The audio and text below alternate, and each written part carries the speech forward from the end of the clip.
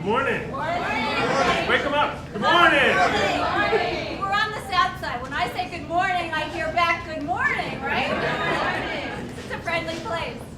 Good morning. My name is Eileen Hayes, and I'm the CEO at Amos House, and I am honored to welcome you all to the Friendship Cafe, which is a restaurant operated by Amos House that serves the community. I'm so proud to be here today to invite all of you to our home here. And also, I'm happy to be here because Lorne has been a very good friend of mine for many years. So I have the pleasure of emceeing the morning, and I'm going to be introducing Dr. Tony Barajas, who has served with Lorne on the Board of Governors for Higher Education. And I'm going to bring him up right now. Thank you. Thank you, Eileen, and good morning, everybody. Good morning. This is a great day, and I'm delighted to be here this morning in support of our dear friend, Lorne Adrain. Lorne is an individual who, as you know, is deeply committed to do what's good for his community and what's good for Providence. Providence is going to need a mayor who has the experience, commitment, and leadership that's going to turn the city around and move it forward in the right direction. Clearly, to me, there is no other candidate than Lorne Adrain. I just want to tell you a little story about how I got to know Lorne. When Lorne and I were members of the Board of Governors for Higher Education, Lorne was the chair of the board, and under his leadership, we passed the in-state tuition. Some of you may not know what in-state tuition is. Just to give you some perspective and historical facts, in-state tuition allowed undocumented high school graduates to attend colleges and universities in the state, paying the same tuition for anyone else. Prior to this time, these students who never had a shot at going to higher education, for the first time, are allowed to apply to a college and universities, paying the same amount as anyone else. Yeah. That's history.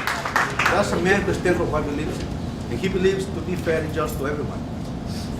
And I know that he'll do a great job for the city of Providence.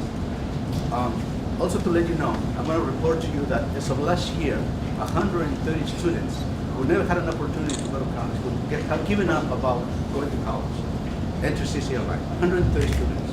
And that's thanks to this gentleman.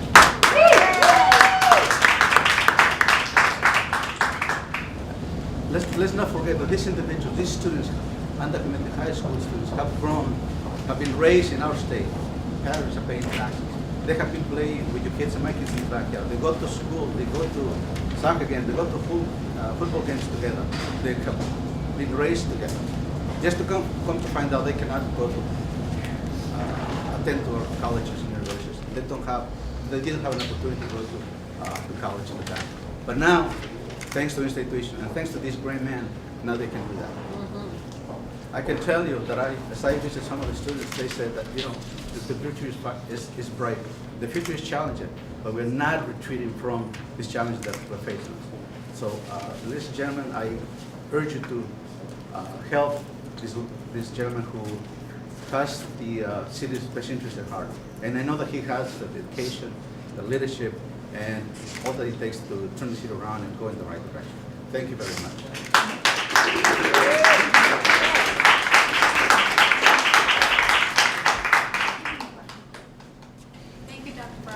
I now have the pleasure of introducing Jason Coakley, who is a graduate of our culinary education training program and works here in our cafe that will be open next Monday, by the way, and all of you should come back and visit us. Jason is testimony to the work that Amos House does, but also there's a direct connection in terms of the role that SVP has played in helping Amos House launch not only our cafe, but our catering business. As you all know, Lorne started SVPRI, and there are hundreds and hundreds of organizations throughout the state that have benefited from the work that SVPRI and now SVP Greenhouse, Social Venture Greenhouse, has been able to do. So I have the pleasure of introducing Jason, who's going to tell you a little bit about his experiences at Amos House and through our culinary training program. Jason, right.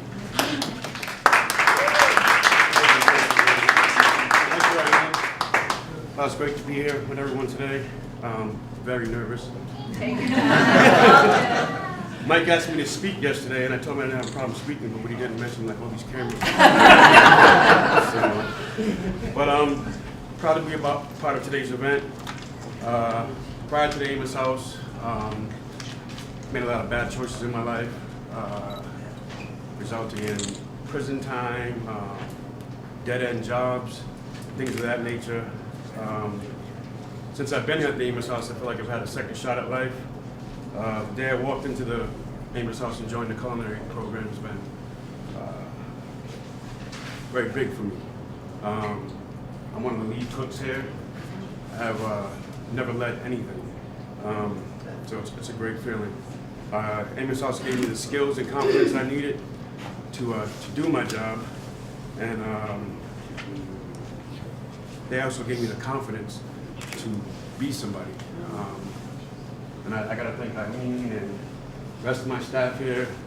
It feels like a family here. Ooh, I'm so nervous. I wish there were more Amos House programs and things of like the Friendship Cafe to cater to the community. I'm a product of this community in good ways and bad ways. And I think we need more stuff like this. Hopefully you can provide some of these things for us. I think that's about it.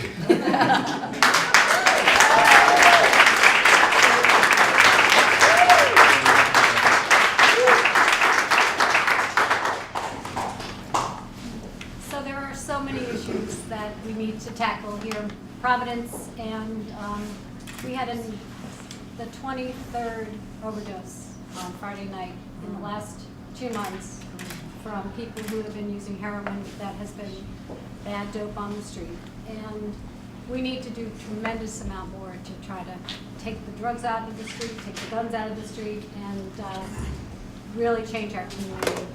So with that sober note, I'm really hoping that our next mayor can begin to continue the work that has to be done in this community and throughout the state.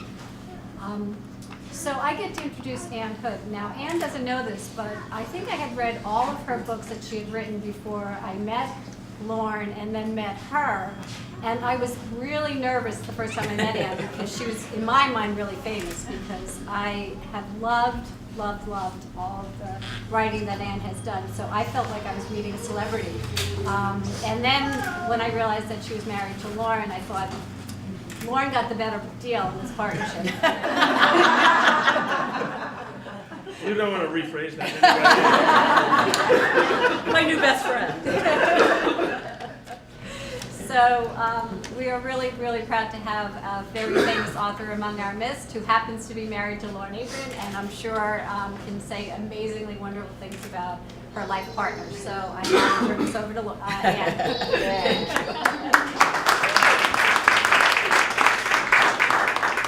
Thank you. So many people are here, and it's so wonderful to see you all. As you can imagine, this is a very exciting day for our family, but also for the city of Providence.